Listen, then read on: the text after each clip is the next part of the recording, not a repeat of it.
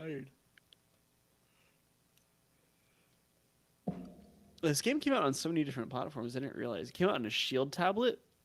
Something by NVIDIA. I have no idea what that is. The Shield tablet is gaming experience that Yeah, I kind see of it. like Yeah. didn't last super long. You know what's funny is I think Orion I feel like had an Nvidia Shield tablet or an Nvidia game streaming thing of some kind, but Something. Yeah, I remember him mentioning that. Oh, it came out on yeah. iOS too. Wow. What the hell is this Yeah, on apparently my? the iOS version's trash though. Oh, yeah, I kind of want to look So that up on YouTube real quick. all iOS right, well Bioshock. we're live, so we gotta hit the I people know. with what I they know. want. Let me find the link.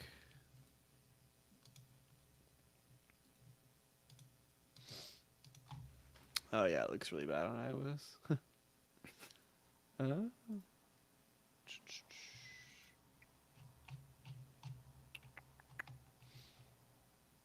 I'm kind of blown away they ported that to iOS. Actually, Hmm.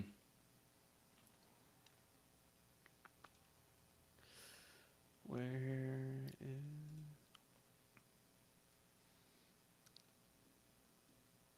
They should have made the title like "Harder Big Daddy," Bioshock.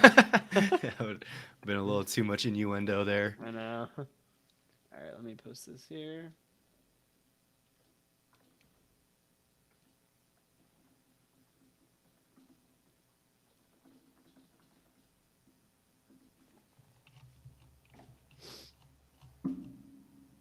Love it.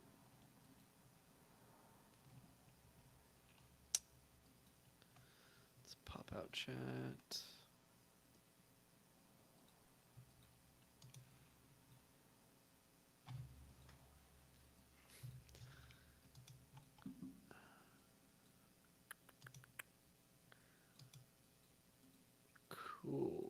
Cool. Yeah, you ready? Want to clap Yeah, in? let's do it. Let's clap in. Three, two, one. Dope. All right, people. Let's kick it off here. Oh fuck! Hold on, my microphone's fucked up. Why is this not sticking up? There. Can you hear me fine? Yeah, go for it. Cool. Get my notes. Alrighty. 3, 2, 1. Hey everyone, it's Matt, And this is Lucas, and this is Thanks for Playing. the podcast where we break down the most iconic video games the world has to offer.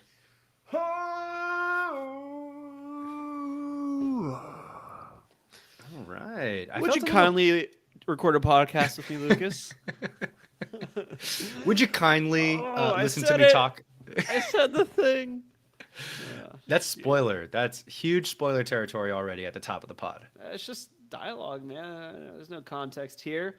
But if you've played the game we're talking about today, you might have a hint about what we're talking about. But there's a few interesting things that have happened recently that I want to discuss. First, Lucas, and I know I just showed you this shortly about 5 minutes ago. They just recently released a demo and a playable demo for the PS5 and Xbox Series X of Yes. Unreal Engine 5, a like Matrix video game that's coming out sometime soon, apparently in the next couple of years or so. But oh my god, it looks so good. Yes. It Yeah. is. I saw it. I have it up right now. It looks crazy. It looks like It looks like better than the movie almost. Or like, It I think if you're does. just glancing, it looks like you're watching The Matrix. Yeah, well, it was crazy too because once I watched that YouTube video, I started getting recommended in just like my YouTube algorithm feed, whatever. Like, oh, I made this in Unreal Engine 5, and it's just like not like a lot of moving pieces, but just like set pieces of stuff, and it just looks real. It is. It is actually getting pretty close to the point of being undistinguishable, which is insane. I don't know. Like for me, seeing this gameplay demo, this was the first instance where I really feel like I've seen the generational leap between like, you know, PlayStation 4 to PlayStation 5 and Series X or Xbox One to Series X. I just really feel like I'm seeing that now for the first time, and it's pretty. I don't know, maybe even problematic. I Yeah, mean, it's funny. I'm gonna say is like we've come a long way with like realism with like computer animation and stuff. We've come a long way since Polar Express. Where it's like people look kind of weird. They look real, but there's something about them. It's a little off in their eyes. But watching the Matrix like tech demo here, I'm like, you know what? These people look like real people. I think we did it. I think we yeah, overcame the uncanny valley. yeah, pretty nuts. And then so that was crazy. And then just it was either today or yesterday, I forget. Uh, Doctor Disrespect, very well known in the streaming community, one of the more prominent video game streamers out there. Very entertaining. Some controversy around him, but a fun guy, I think, all around, and very entertaining streams if you ever check him out. But just announced that he is starting his own game studio, not esports organization, but game studio, which I think is so interesting because for those that don't know, I forget his first or his actual name persona, but um, Doctor Disrespect is actually he has his roots. He worked for, I want to say, Sledgehammer Games when they were producing Call of Duty and developing it. I want to say he worked for them for a bit doing map design. So he does have a little bit of a game design experience, and obviously it's no secret. Most of what he plays on stream and everything like that, and obviously the games he gravitates towards are these first-person games that typically will also foster some sort of competitive esport audience as well. So I'm going to be very interested to see what kind of team he puts together and just kind of see where the studio goes because I'm sure there's been some streamers that have put together like small little mobile games and stuff, but the vibe I get from this is that he's really gunning for a full-on up there competitive gaming title that's up there with the likes of Halo and Call of Duty and things like that. So I'm very interested to see where that goes, and I'm really enjoying just seeing streamers starting more businesses and everything too. Recently, Totally. Pokimane started basically like kind Talent of a agency. consultant talent agency for both Hmm. brands and to work with creators as well. If you're looking for a podcast Pokimane, we are available. Valkyrie started that skincare brand for Valkyrie blue started that light filter. skincare Yep. brand. Probably kind of crashed and burned, unfortunately, but I think she had good intentions at heart.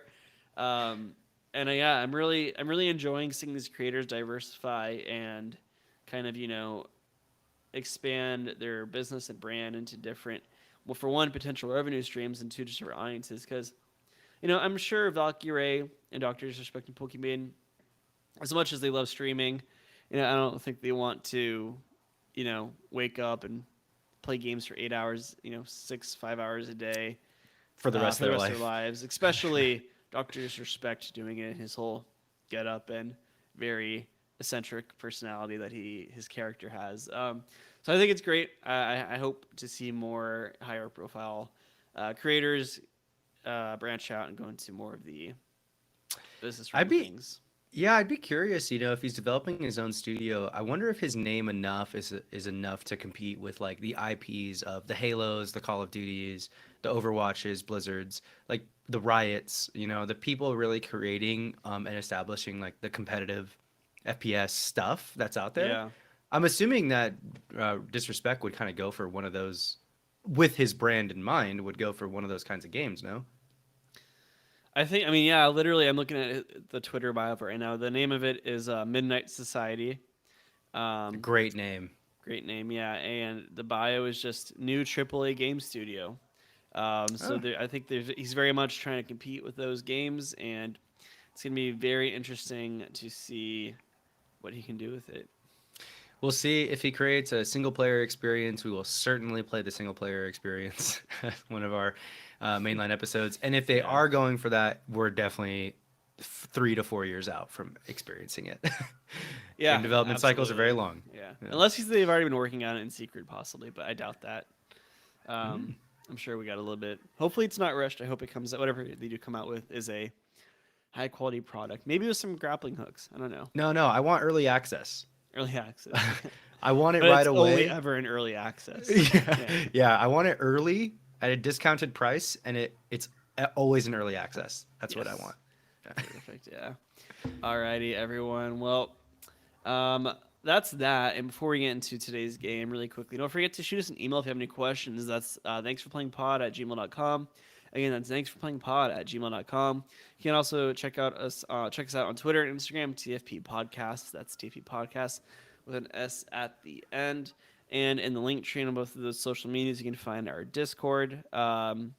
As well, you can find our Discord on our website at thanksforplaying.live. And hey, while you're at it, while you're on your phone searching up you know, our social media handles, go ahead and go on Apple Podcast and leave a little review for us. Tell us how much you love the podcast. Tell me what Christmas baked goodie I would be. I think I'd be peppermint bark personally because I got bite. Uh,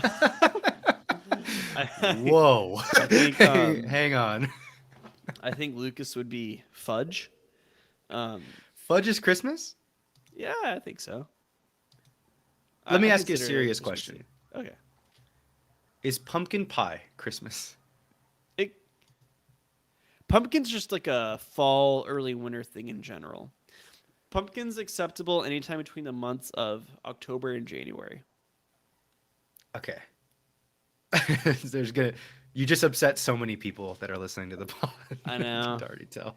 I mean, come on, man. People are getting their pumpkin spice lattes every day of every month. So That's true. There's no like Christmas pie is the problem. yeah, I mean, I don't know. Boysenberry pie, that can be like that's like anytime pie, right? Yeah. It's just there's like a peppermint mocha. There's like pumpkin pie in the fall that's like very tied to fall, but there's no Christmas pie. There's fruitcake. Mm-hmm. Now, I'm not sure I've had a proper fruitcake.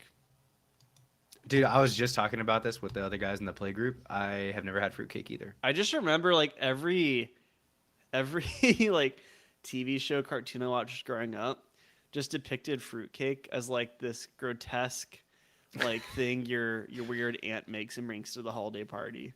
Like it was never depicted as looking good. I don't know why. I know, and I still don't know what's in it. I'm assuming fruit is in it, but it Yeah. could be like one of those things. And Alec Johnson did say sure it is in regards to the pumpkin pie. So I think it's settled. Yeah, there we go. Verdict is out. But all right, everyone. Wow, Lucas, I gotta say, I'm just well, for one, I don't know if you got this today or if you knew this about me today, but I got the booster shot today for the COVID vaccine. So one might even say that my biosystem is going to be shocked from the effects of getting a third dose. It's going to be a little tired tomorrow, maybe feel a little sick, but that's okay. Was That's that a right, Bioshock everyone. pun? Today, we are talking about the number one capitalistic supporting / not supporting philosophical first person never got it. survival horror game, Bioshock. Dun dun dun. All right, that's right. The 2007 first-person shooter single-player adventure game by 2K Boston. 9.7 from IGN. 10 out of 10 from Electronic Gaming Monthly. 9 out of 10 on GameSpot. Game of the Year from XPlay. Game of the Year from Spike TV Video Game Awards. That's how old Bioshock is here. 97 out of 100 on Metacritic for the Xbox 360 version. So pretty good game, I will say. Yeah, great reviews all around. And before we dive in any further, anyone, I have a feeling most of our audience is probably somewhat familiar with Bioshock and what it's all about. But in case you're not, I'm going to give a quick little synopsis here. Actually, a little longer than they usually are. I want to really make sure I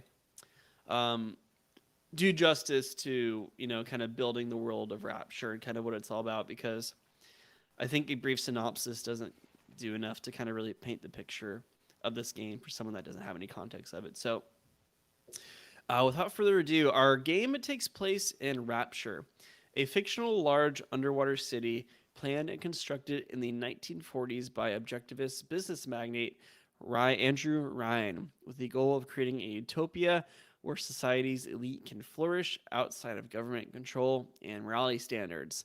The philosophy resulted in remarkable advances in the art and sciences, which included the discovery of Adam, a potent gene-altering substance which is created by a species of sea slug on the ocean's floor.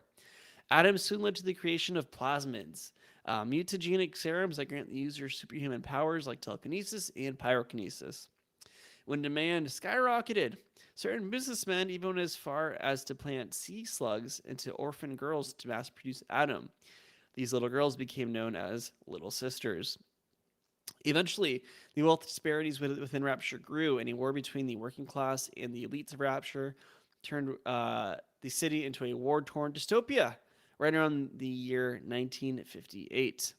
Fast forward to 1960, and our protagonist Jack is a passenger in a plane that goes down in the Atlantic Ocean right by a lighthouse that conveniently has a bathysphere to take him to Rapture.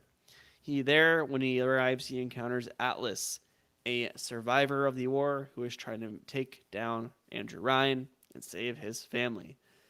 The player then begins on a journey to explore Rapture, to save or to harvest the Little Sisters for Adam, and to find out just who the mysterious Atlas really is. Dun dun dun. Dun, dun, dun. Great synopsis there, without giving too much away either. We are going to spoil. Forward, yeah. Just so everybody knows. Now, I want to talk about the legacy that Bioshock has really had. You know, I mentioned it had numerous Game of the Year awards the year it came out. I know I joked about Spike TV and X-Play rating it as Game of the Year, but BAFTA, which is a body that we've normally leaned on for great video game critique and analysis, also gave it Best Game of 2007. And the Metacritic score of 9,600 is some of the highest that we've ever reviewed on this podcast. The game has been touted as, you know, a prime example of video games as art. The twists and moral choices in the video game in Bioshock have really been viewed as prime examples of real moral choice impacting gameplay and impacting story and all that stuff. We're going to dive into probably quite a bit of that. And the gameplay itself is touted as just some of the best single-player first-person adventure video game. And honestly, I think from myself personally, not just what the reviewers say, this might be the best first-person shooter single-player game I've ever played. I can't think of one that is better, to be perfectly honest. And you know, as something that's exclusively a story-driven single-player experience. Titanfall 2 is up there, to be honest. They're single player, but Ooh, you got me with Titanfall 2. That's true. yeah, but That's true. But yeah, I think that's something that's in particular really worth acknowledging about this game too, because this came out in August 2007, and I mean, I feel like maybe it's just because this is kind of like what we were playing around that area, and like when we were really probably thrown into gaming, like multiplayer gaming and stuff, but. I mean, when you think of 2007, we kind of talked about this in like our Spec Ops episode we did, right? Like that 2007 to like maybe 2012, 2013 range. I mean, it was all Call of Duty, multiplayer shooters. Like that was the big focus on gaming, right? And then in that range, here comes Bioshock, which is just this unique little first-person survival horror experience. And not to say there weren't survival horror experiences up to that point, you know, like there were. Games like Fear and things of that genre. Resident Evil. Yeah. But those are, you know, what Ken Levine, one of the game directors, wanted to do was, you know, he really wanted to just try and, you know, redefine what it really meant to be a first-person shooter. And this is probably one of the more notable games that really kind of break free of that linear pathway and kind of give you more of, I guess, open area to explore. Almost, I don't know, Lucas, I'm not as familiar with the game terms as you are. Is it fair to say part of this game is almost Metroidvania-esque with like the open map and kind of running around and being able to backtrack? Yeah, so there's not too much backtracking that I experienced in between areas. But like the option to backtrack if you want, I guess. Yeah, Is there a need to backtrack? Is there like a do you backtrack probably in order to like move platinum it or 100% it, but not to just for like a more of a straight linear playthrough, I guess. Yeah, I'd say that each individual area is like a mini Metroidvania in itself because each area takes advantage of the whole space. It's not it's linear in that each area is like a chapter, but each area is like a very open area, right? You can kind of go through it, and there's some areas that like I over explored, like where I just kind of went through every nook and cranny. The mall area, I was like all over that, like where all the shops were, the record Yeah, yeah, store. yeah. That area was like a true Metroidvania where you were like made to go to different places and like explore the whole entire section. That was totally cool. Yeah, absolutely. No, it's a very unique game. I think in that came out during a time that was just very focused on probably more of the multiplayer experiences, I think. Totally. Totally. And playing it now, I mean, this is 2007. This is 14 years ago. And I think not a lot of games age as well as this game does. I mean, just jumping into initial thoughts here, I thought this was a pretty sick game. I've played it before without ever finishing it. I think I've tried numerous playthroughs of Bioshock.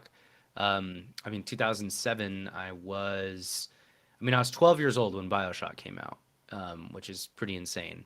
And I wasn't quite old enough, I think, to understand one, the themes, but I just wasn't old enough to even purchase the game. Didn't really have a system to play it on back then. We were a really big Nintendo family, as I've talked about before, so didn't really have an avenue to play Hmm. Bioshock. And I think playing it all these years later, it still really is great. I think like the choices of different plasmids and loadouts you can have. There's plenty of passive abilities. There's tons of different variables from hacking to security cameras, turrets, different elemental play, fire, electricity plays a role in this game quite a bit. You'll have a completely different set of rules if there's water in your area as opposed to ice, Yeah, um, which is really advanced thinking in terms of games. I mean, things have chemistry in this world. Things have reactions in this world, and I think they just really, really nailed it for back then, for sure. absolutely. Yeah, and I mean, I know this was your first playthrough, but I had played this through several years ago. I think around maybe 4 or 5 years ago. I went through all these for the first time in the Bioshocks, and I mean, like, damn, I just I don't know how you felt about your game first time playing, playing through it, but for me, it's just like, I mean, I think we've established on this podcast I scare pretty easily, and I was just blown away, just kind of the. It wasn't like outright horror, I think, but there were so many moments where I was just genuinely like kind of on guard, I guess, or just kind of very carefully turning corners or just very being mindful of my surroundings in the game because I was a little stressed. I was a little nervous, and I was just so impressed with how well that game brought that back. And I mean, I don't know. Have you played any of the other Bioshocks, Lucas? This is my first Bioshock.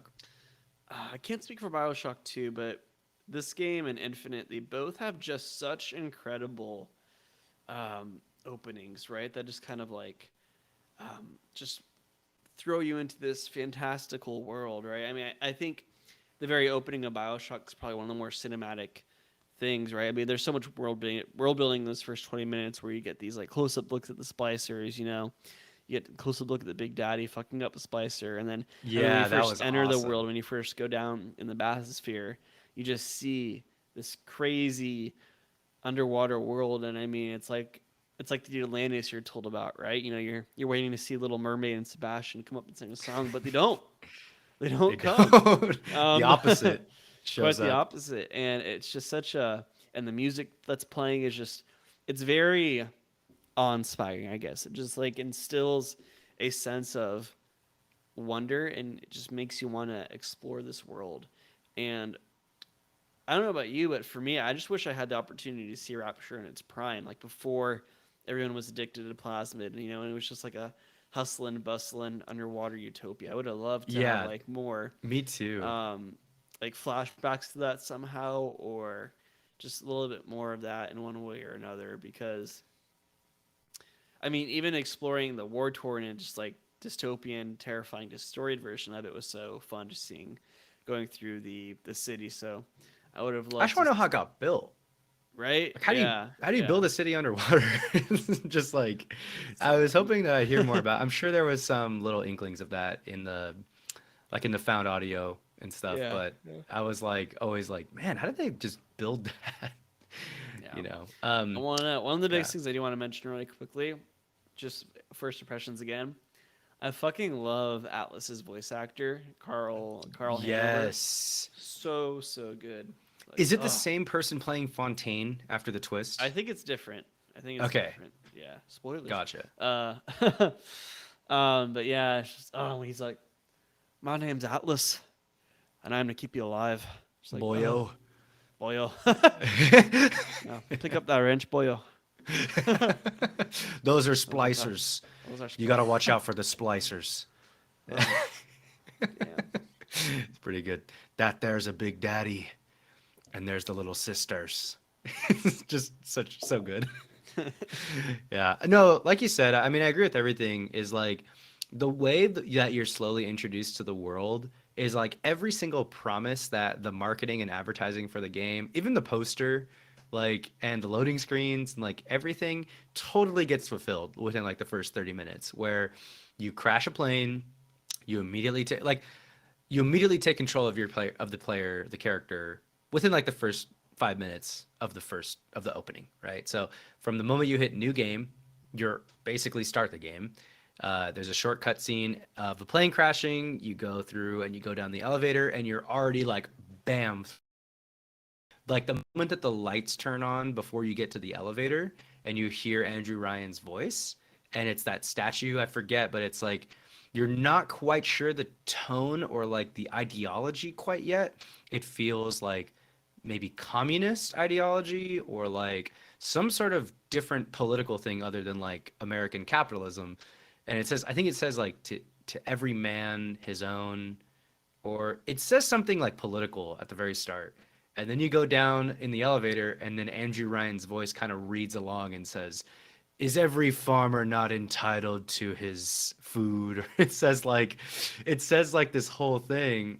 And it says two opposing ideologies which really throw you off. It says, is not every man entitled to the sweat of his brow? No, says the man in Washington. No, says the man in Moscow. So like it's kind of these two opposing like Cold War ideologies that Andrew Ryan instantly hates both. Like whatever world was built here under the ocean is neither. And you're like, okay, where am I going here? And you immediately get introduced to Rapture, which the whole city itself is a character. There's all these really colorful like NPCs that you encounter, Atlas, Andrew Ryan, the splicers, all this found audio. But the Rapture itself is just iconic. I mean, straight up. Like, I loved every second of being in that city. I thought that it was great to explore, even though, like, it was cool. Like, oh, here's the mall. Here's the shops in Rapture. Oh, here's someone's apartment in Rapture. Here's like a luxury apartment. And then when you even explore, like, the engine rooms and like the thermal like heating like thermal vents underwater where like some of those areas are is like whoa, here's like the kind of powerhouse of Rapture that's like using thermonuclear or thermal energy from like the ocean floor to generate heat. It's like this is cool, and I loved every aspect of like exploring Rapture itself for sure. I think you are muted a little bit, Matthew. Uh, no, I just think we did such a good job of kind of world building for one through the audio logs, and again, just like in those first 20 minutes of everything, and like just through exploring everything, right? And I know I said that I wish you got more like flashbacks or more visuals of what it looked like in its prime, but you can imagine pretty well what it was like in its prime, right? And yeah, you touched on as well the kind of like I think this game dives really heavily into some philosophical things. I know I said it in the synopsis as well how Andrew Ryan like he's I believe the philosophical viewpoint he has is objectivism, and I'm not exactly sure. I unfortunately ran out of time to really do a lot of research on that, but a lot of it is just kind of uh,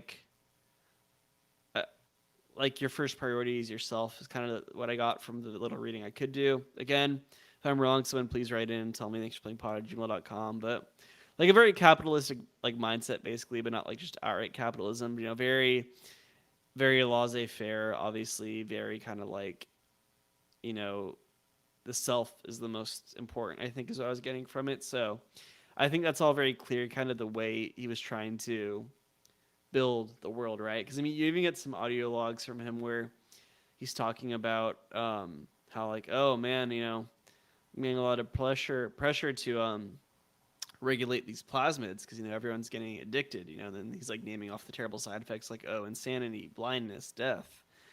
And he's just like, but you know what? You just gotta have, you know, patience with the market. It'll work itself out. Is basically what he says.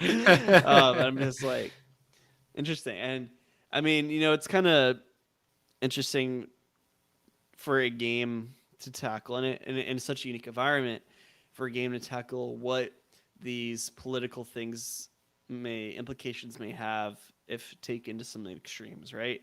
Because I mean, obviously, do we live in a capitalistic society? Yes, at least here in America, we do. The U.S., we do. However, is it like outright total laissez-faire, no regulation? No, not at all. Hmm. There's a lot of regulations. It's not uncommon for deals to get blocked by like Congress if like just recently Nvidia tried to acquire, I think, some other like some supplementary something that'd be supplementary to their graphics processing business, and basically They blocked um that. yeah, the FTC was like, we're gonna take you to court over that one, chief. Yeah, To I make think sure I that's cool. remember Verizon and AT&T had a similar thing, if I recall Mm-hmm. correctly, where like they Yeah, were trying to merge and they were like, nah, nah, fam. Andrew yeah, Ryan would have been very upset. right, yeah. And yeah, those parts he says this, so he's like, oh, should the food, or yeah, when he's like, oh, should the farmer be entitled to his food or whatever, it's like, no, the Congress says it should go to the poor. And he's like, Yeah. oh no, the communists say Moscow. it's, or Moscow says it's everyone's food. You know, it's just like, Yeah, yeah. I was like, what does this guy believe here? yeah, and it was so interesting too because he was even pointing out like odds, like problems with American capitalism, which I thought was interesting, Hmm. and American government. So he's like just the most hardcore.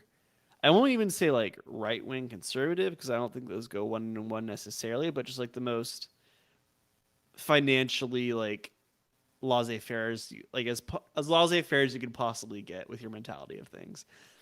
And I thought It it was was based interesting to on go ahead.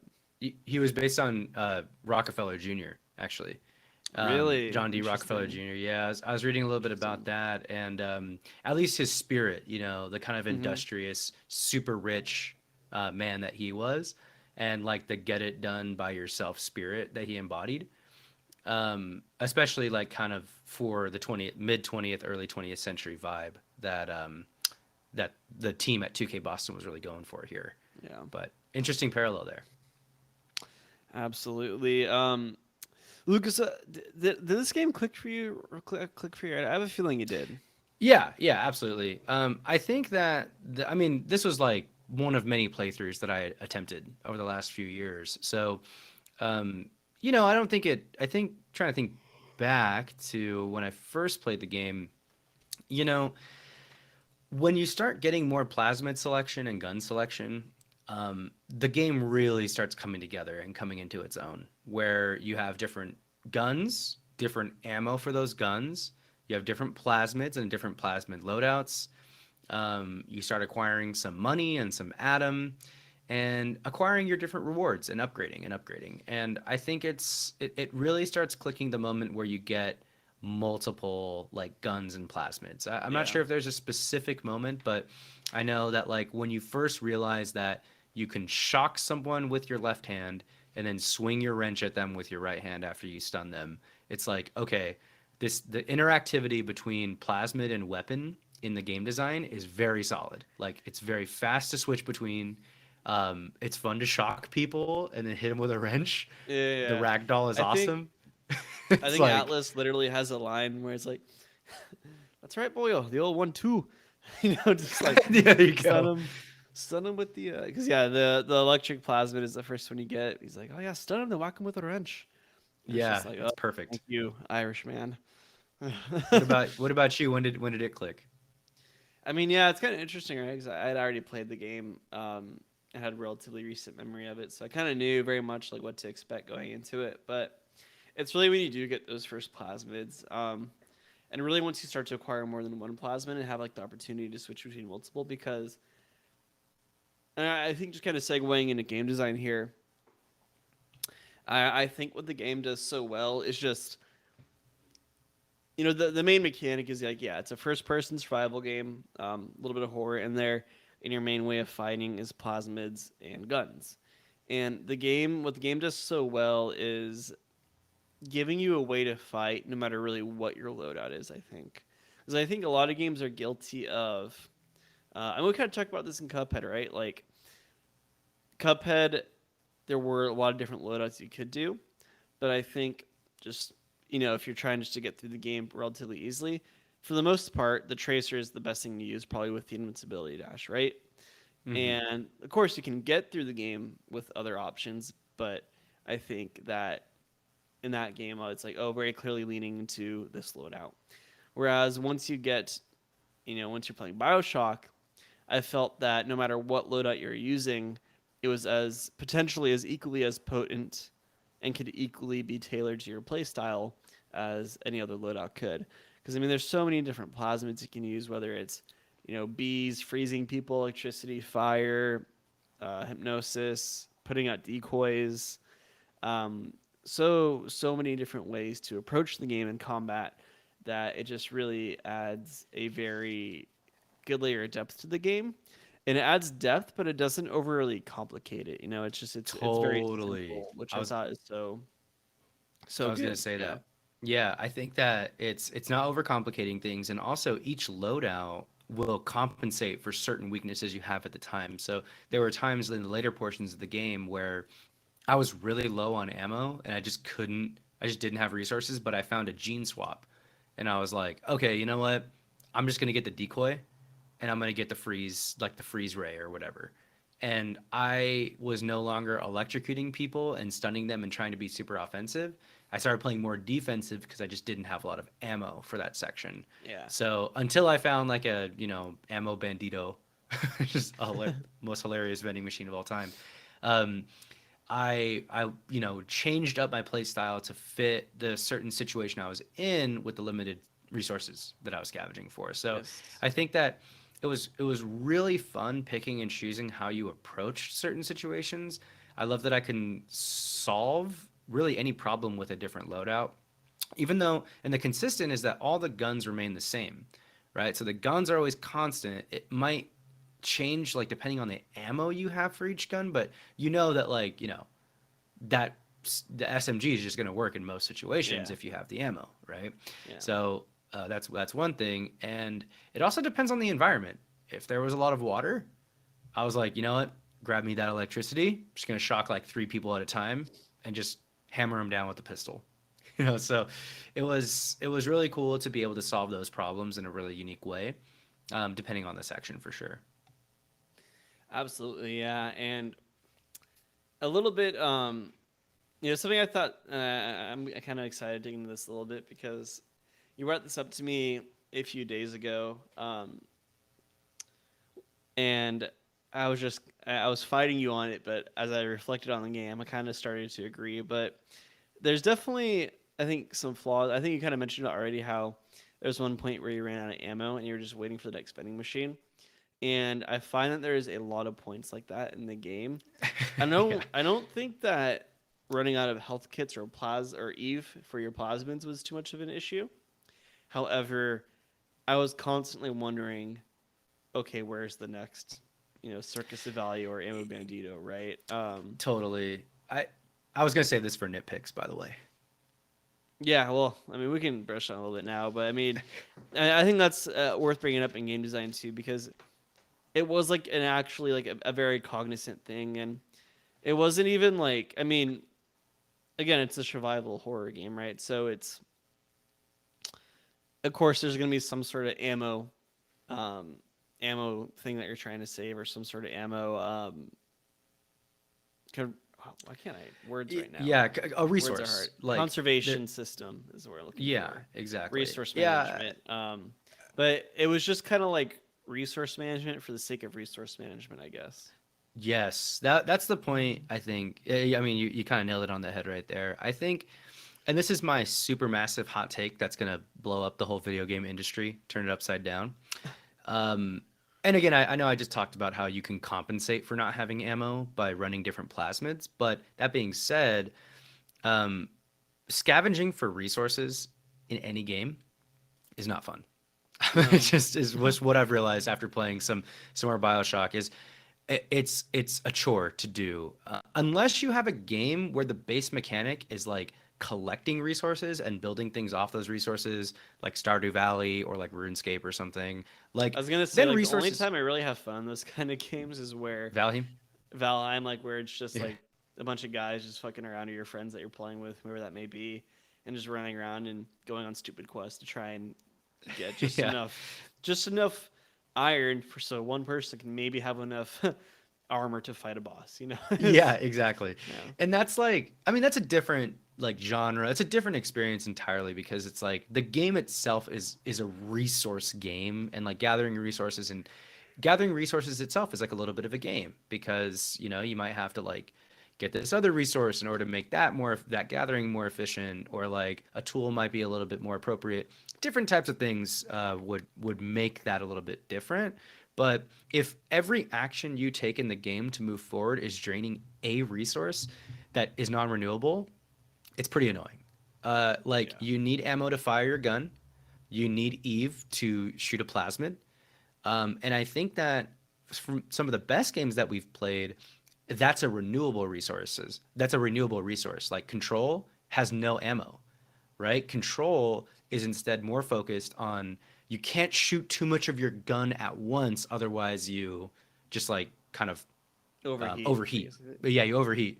And I think heat is like a really interesting mechanic when it comes to guns. It'd be cool if in Bioshock it was sort of a heat like system where you just couldn't fire too much ammo at once, but instead it's all about like conserving resources over a long period of time until you find the next vending machine.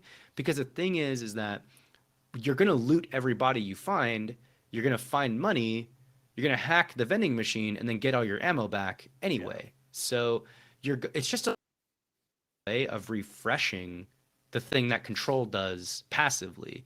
So I think it just adds another layer that's just not that fun to play around with. Um, and on top of that, I mean, if you die, you just revive at a Vita chamber, so you can sheer perseverance your way through everything if you really yeah, want to, where like yeah. you can kind of just die and then wake up and then hit somebody with a wrench, die, wake up, hit somebody with a wrench, and just keep doing that if you really want to. Doesn't sound very fun at all, but you wouldn't be wasting any resources. Yeah, So exactly. that's my massive hot take when it comes to scavenging. That's my big criticism, and it's really just the way I think. I think a lot of games have just really been designed that way because a lot of games have just been designed that way, and I think it's just sort of more of a tradition.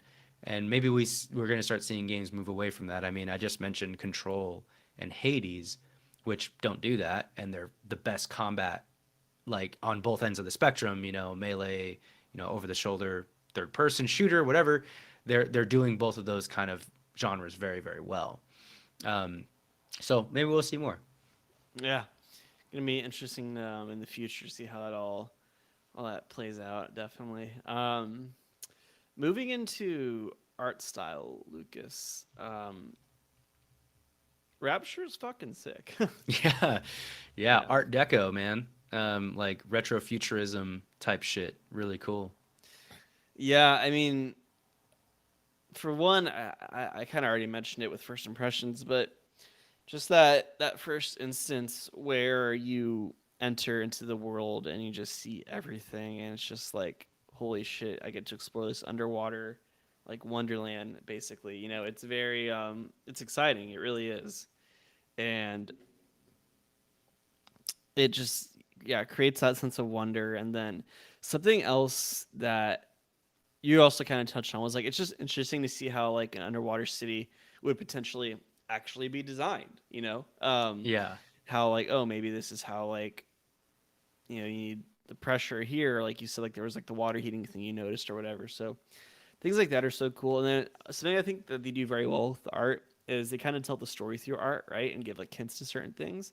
A great example of this is in Cohen's exhibits.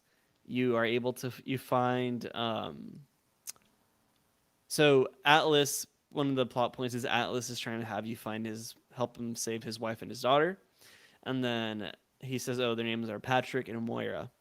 And then when you get to Cohen's exhibits, which is like one of Ryan's goons that's trying to help him out, Andrew Ryan, is there's like a play poster like, oh, Patrick and Moira, right? So that's when you can start to kind of gather like, Oh, oh, like why are these the same name? Why would you do that? Oh, maybe he's kind of fucking with me. Maybe there's something going on here, right? So little things like that are so good. And then, I mean, honestly, just in general as well, I think I mean, I'm pretty sure we both played the remastered version of this game, but it looks very good, like really, really good, totally. honestly, even by considering it's the remastered version. Because I remember I played the original on Xbox 360, and I mean, I think it looked great then. I think it looks great now, and is absolutely worth anyone's time, even just on the graphical way. I mean, the design for Big Daddies are like so terrifying, right? Like just the design of the splicers and everything, and I don't know, it all just comes together so well to create such a immersive and scary and suspenseful world. Totally, totally. I mean, I love like I think the overall feel and aesthetic of BioShock was part of its selling point even back in the day. If you look at the poster and you see a big daddy and a little sister, it immediately feels like it's from a different point in time. Like it doesn't feel like you're gonna play a game that's set in the present. The little sister has like a 1950s, 1960s like little girl dress, you know, and like the big daddy looks like a scuba diver from like the 40s. You know, Yeah, it's like exactly. it's so cool immediately kind of how they're tapping into um, this sort of thing we all feel. And it's kind of funny, you know, I think as an American audience we completely and immediately understand the visuals and the themes that we're looking at, right? Without even really realizing, like, whoa, like that looks familiar. I don't know where I've seen this, but it looks familiar, you know? And I like, as soon as I do more research, I realize that, like, the statues that you see in Rapture, especially the one at the beginning when you walk in, is like Atlas from in front of the General Electric building in New York City. You know, so you start seeing like these sort of inspiration from real American life, which is like where Andrew Ryan would have come from, and how and why, or you know, what his inspiration was when he built Rapture. You Yeah. know, and it's like all fitting this very extravagant, opulent Art Deco sort of theme. You know, and it just looks awesome. I mean, the whole thing. Um, from the furniture to the art on the wall, you know, to the design of the buildings, interior, exterior, and even like the way, like you gotta think, like even the way you walk through the tunnels, like when you're walking through the tunnels to move from like one section to the other, and you're walking through like a water tunnel, the way that the glass and like the metal and even the door that opens, like it sounds and feels and looks like something like from that era. You Right. know, Yeah. I think even the doors say like Securis or something. It's like a non-English word that like is a little nice touch that's on the door even to like go out towards like those tunnels. I don't know. It's like everything was so well thought out and concepted going into building BioShock for sure. I mean, yeah, the big thing, right, is it looks and feels like something that was built in the 40s. You know, like Yeah, yeah, the totally. they really do execute on that. Going into sound design, how did you? I don't really have too much comments to say other than I thought the voice acting from everyone was great. Whether that was a Same. individual splicer, a little sister, a big daddy, just charging at Yeah. you, you know. Terrifying. Um, it was all great, and I mean, just like the surgeon that you run into is just so clearly deranged. Cohen's just I don't know. Everyone was so good, and things like this makes me really wish that professional voice actors would get more love in the movie industry, like animated movie industry. I Um, agree.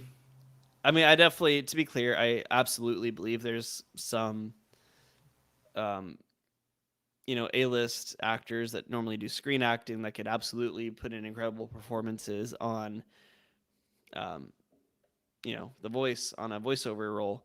However, I feel like a lot of times they're brought in just for, I mean, obviously they're just brought in for, the celebrity factor. I mean, I think that's why we had, whether you're looking at, Chris Pratt being cast as Mario, or whether you're looking at Daisy Ridley, um, Willem Dafoe, and, oh, I forget the other guy's name. James McAvoy. James McAvoy, 12 Minutes, or Keanu Reeves in Cyberpunk. Cyberpunk, yeah. They're clearly just there for the celebrity draw, And I really hope going forward, and just in general in media, well, for one in games, I really hope we don't see. I mean, I guess we're starting to see it now recently with Cyberpunk and um, 12 Minutes as of late. We're starting to see a lot more celebrities go into games, whether that's what we saw with 12 Minutes in Cyberpunk, or whether that was with Norman Reedus in Death Stranding. To be fair, I haven't played Death Stranding, so maybe Norman Reedus gave a great performance there. I don't know, but. And those are kind of interesting too, because there is like mocap involved in that. But when it's outright sound, like just voiceover, like it was in 12 Minutes, I'd really love to just have more opportunity for those that that is their profession. Yeah, totally. I mean, Atlas in Bioshock could have easily played like any high quality animated voice in any high quality animated film, Oh yeah, but absolutely. we're very fixated with getting the celebrity voice in the film outright. So yeah, pretty interesting for sure. And hey, shout out to the play group in the live stream chat. 0 for 3 on people who have played Bioshock. Actually, right now in the chat, just took a quick scan there real quick, and turns out many of our viewers have not actually played it before. So hopefully this is some new content for you guys. Highly recommend, lads. Highly recommend. For sure. But yeah, my critique on sound design is how it plays into game design. I really really like. I think that and games are usually really good at this, but like if I tell you to recall the sound of a security camera seeing you, you can immediately recall what that sound is, right? If I can if I ask you to recall the like sound of a grenade being launched at you, it's like literally a whistling, like yeah, you're gonna remember that, right? Or even like the Big Daddy themselves. I mean, there's just so many sound cues that feed into your reaction to things in the game. I think that cannot be understated, and I think games are generally really good at that, but some games are just really dropped the ball there. I think that Boston 2K really knew what they were doing with the sound design. And we got Mather in the chat pointing out how they feel like that. Yeah, voice acting in games in general are just really overlooked, and yeah, we definitely agree. And yeah, such a unique skill set that's very different, I think, from screen and stage acting. But sure. All right, Lucas, I'm excited. I want to hear your NPC award. This shouldn't come as a surprise. My NPC award is Andrew Ryan, easily. Yeah. Is that yours? Yeah. Yeah, it's okay. So Andrew Ryan is part of one of my favorite video game moments I've experienced through this podcast. So the twist. Can I talk about the twist? Big spoilers for the game and coming for the next 30 seconds. Yeah. So sorry, podcast listeners on the live stream. There is some spoilers going on, so you might want to dip out just for the next 2 minutes. So Andrew Ryan, who is the creator of Rapture, you eventually find him to kill him because Atlas, the voice on the radio, has been telling you that he's the bad guy the whole time. Spoiler alert, Atlas is the bad guy. Okay, well, Andrew Ryan might be a bad guy too. Yeah, but he's not the villain. Not the bad guy. Yeah, he's not the bad guy. So the whole idea is that turns out you are you a genetically created individual, or you're like a kind of a test tube baby, like from Rapture? You're Andrew Ryan's kid that was taken from his mistress as an embryo and then artificially accelerated the aging.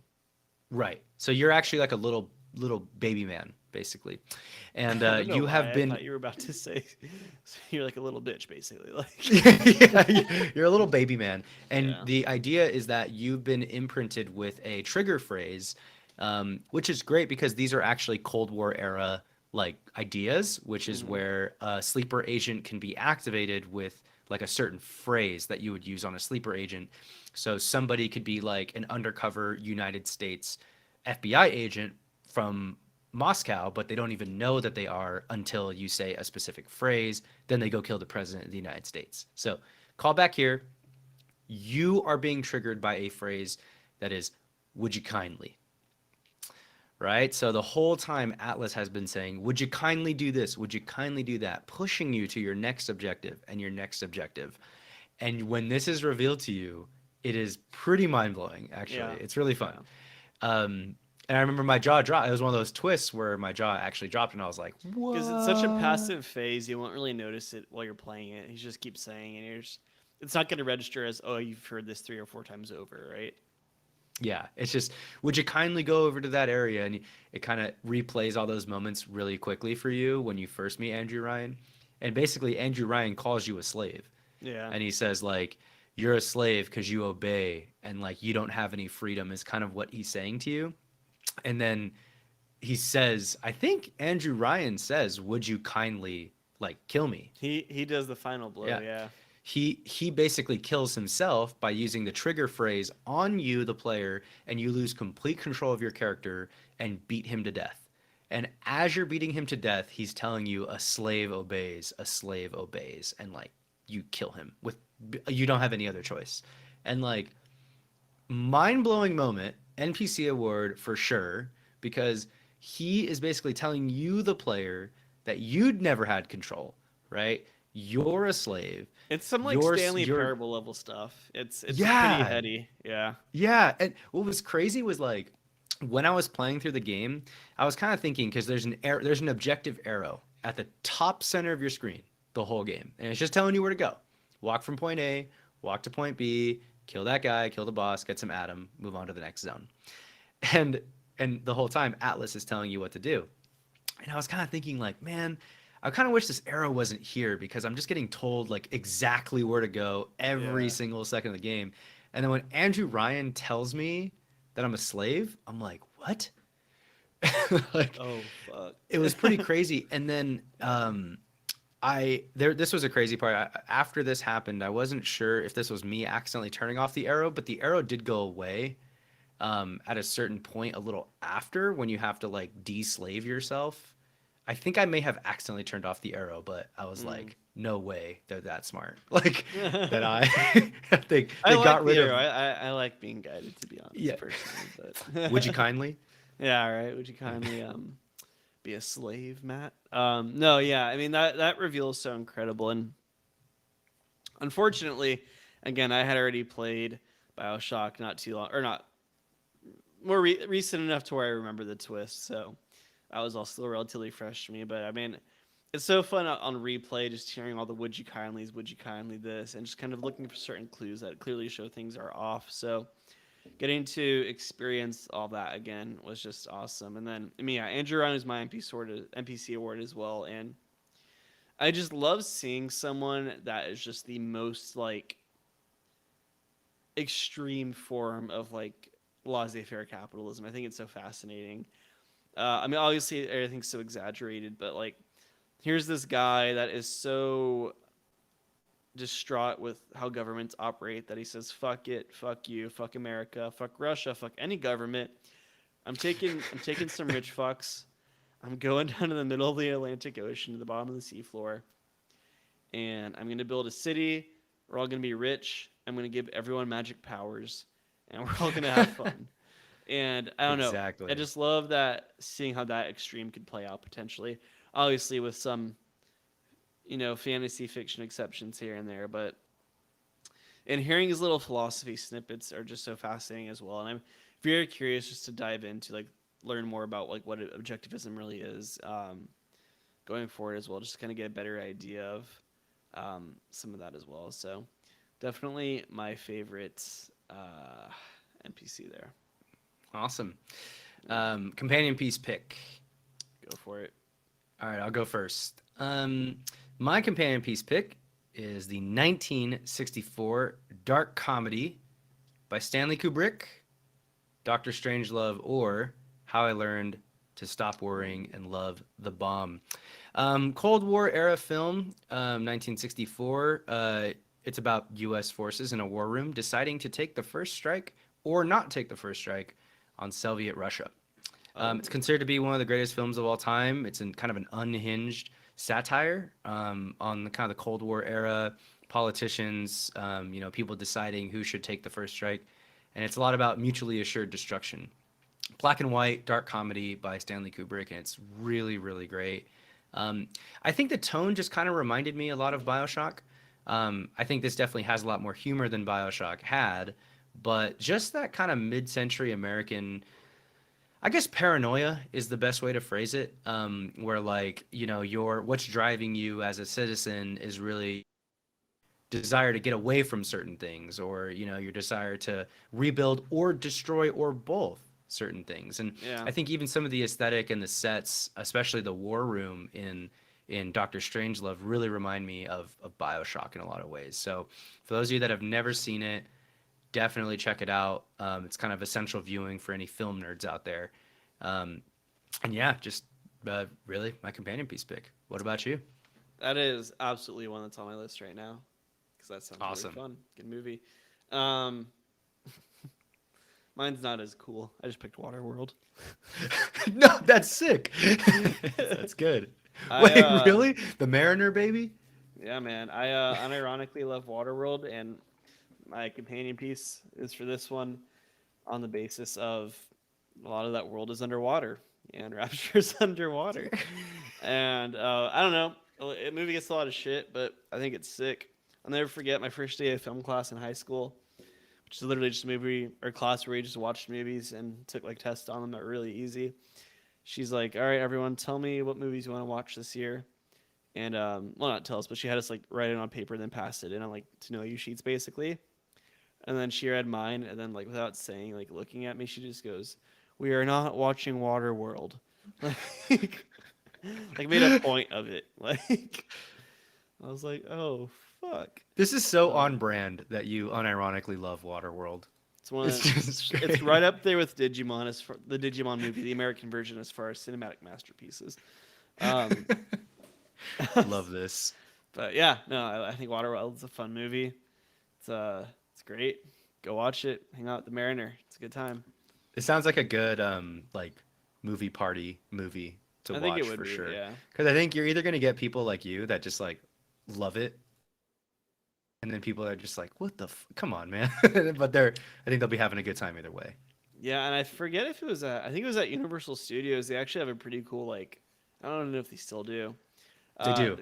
Oh, they do like a pretty good like set like show they do. That's Waterworld based. That if you're ever at Universal Studios, I recommend checking it out. Worth your time for sure. Yeah. For sure. All right. All right. A few more categories here.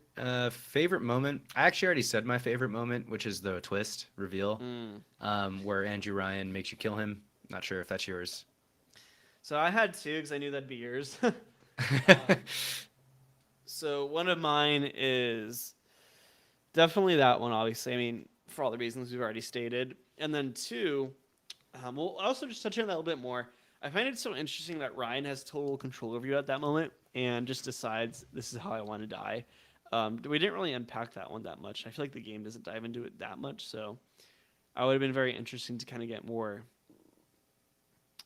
reasoning behind that, and maybe like more audio logs would have showed that. I don't know, but I had a moment where I had the hypnotized Big Daddy plasmid, and I used Nice. that plasmid, and then I had it like upgraded so it lasted a really long time, and then I used that plasmid, and then I brought one Big Daddy following me around like a dog basically, and I brought it to fight another Big Daddy, and like I just watched them duke it out, and I was like, man, this game is sick. That's Like, pretty cool. That's pretty cool. I never thought about doing that. and just like again, kind of going back into game design, just seeing how many ways this game can be played and different play styles and things like that are just very, very, very awesome to see. And I got quite the kick out of that just watching the two giant fucks just duke it out. So Love it.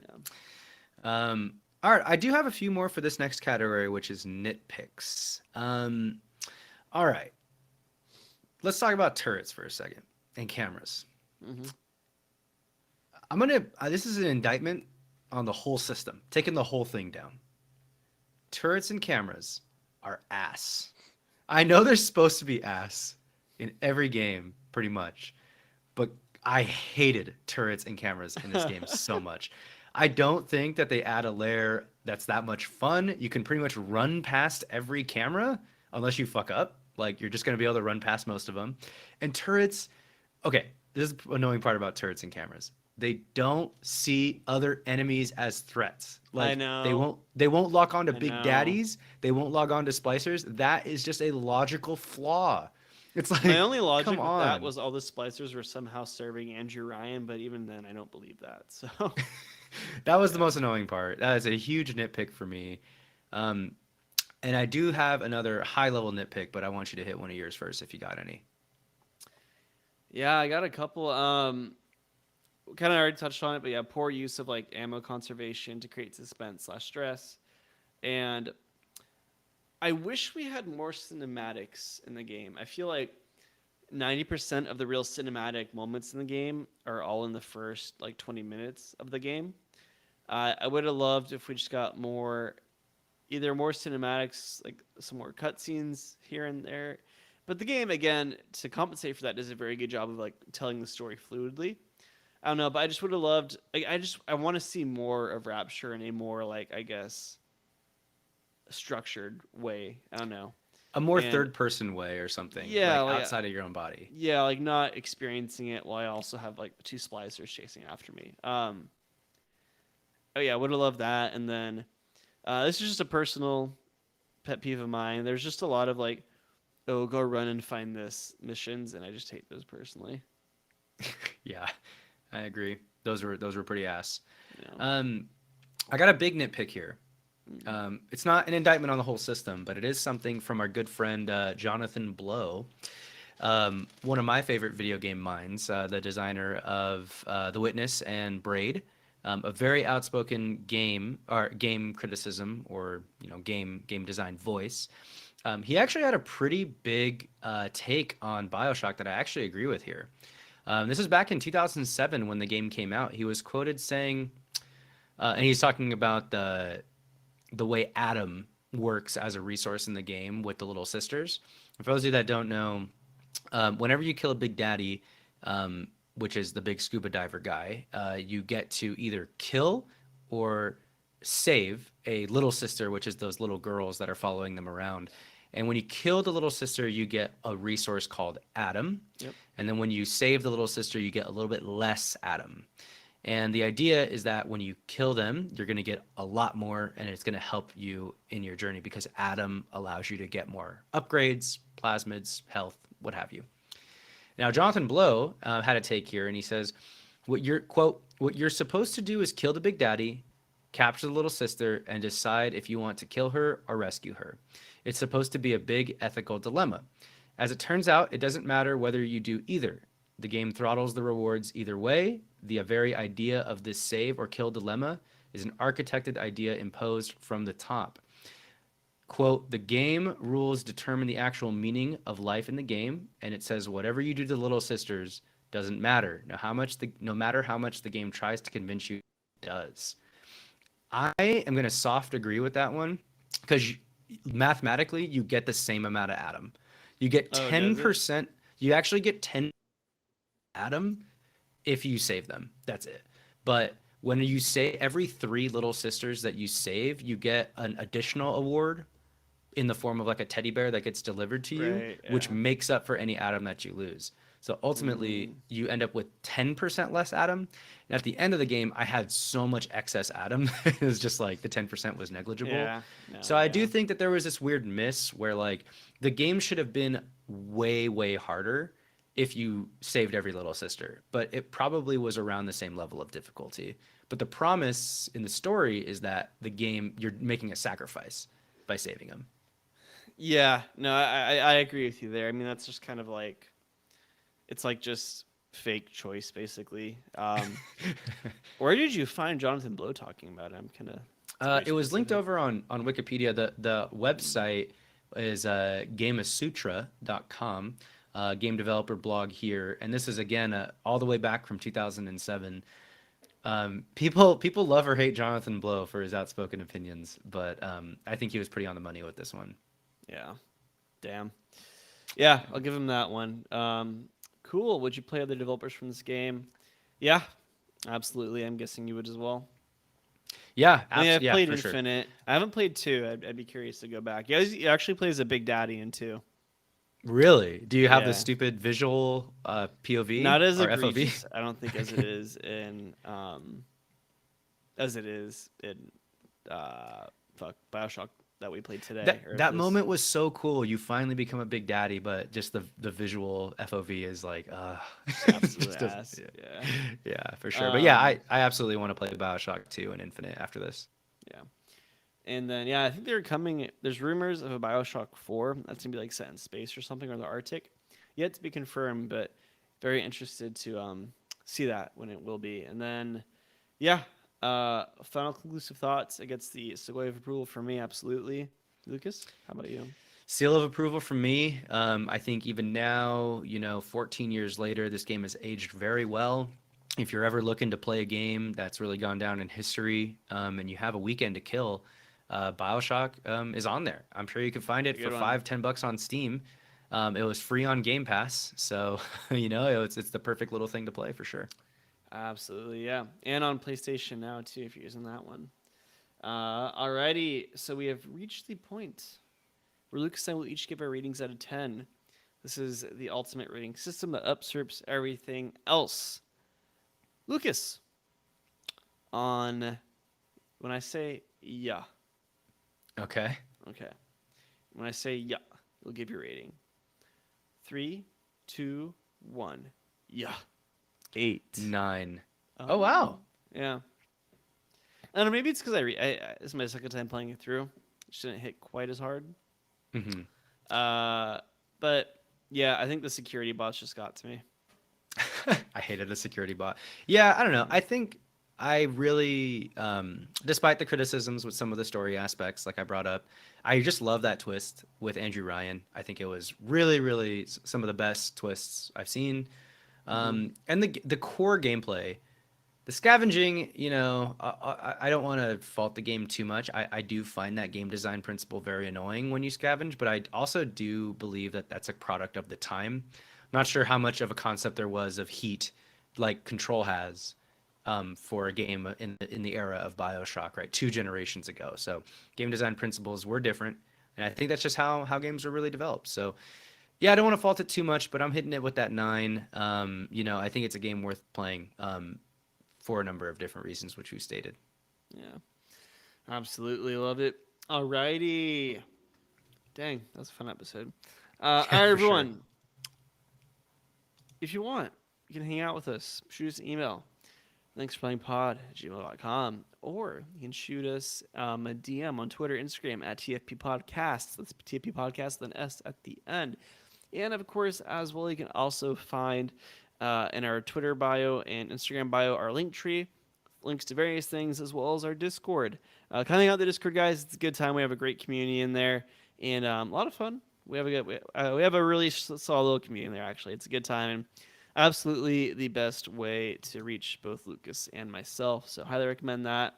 And then if you want to hang out with your good buddy Matt, you can find me on Twitter at Good Idea Matthew. That's right. And if you want to ever find me online, I think Discord is the best way to really look. You could, like Matt said, you could find me by going to our Discord server, by traveling to our website, thanksforplaying.live. Feel free to shoot me a DM in the Discord and talk to me about any opinions. I know that by the time Bioshock comes out, we will have talked about card games a little bit. I think we did one on Nolan Bushnell recently.